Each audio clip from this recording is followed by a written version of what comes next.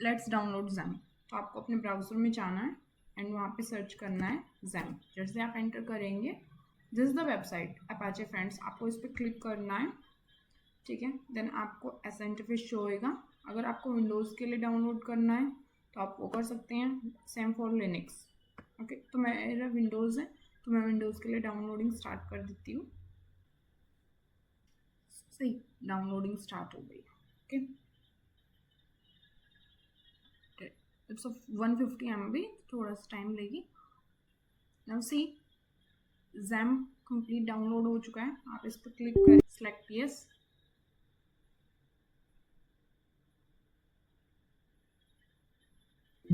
आपको ऐसे शो होएगा, आप जस्ट ओके पे क्लिक करेंगे and then select next, next, next, next and then finally select next.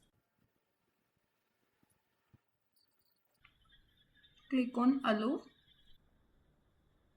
Now click on finish and see, Xampp control panel is open.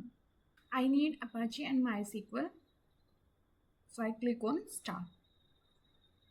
अब इसको run करने के लिए आपके पास 2 ऑप्शंस है। आप डायरेक्ट ब्राउज़र पे जाएं एंड वहाँ लिखें localhost/phpmyadmin, or you can simply just click on admin, and when you click on admin, see your phpmyadmin window, and here you can see all the databases. Fine.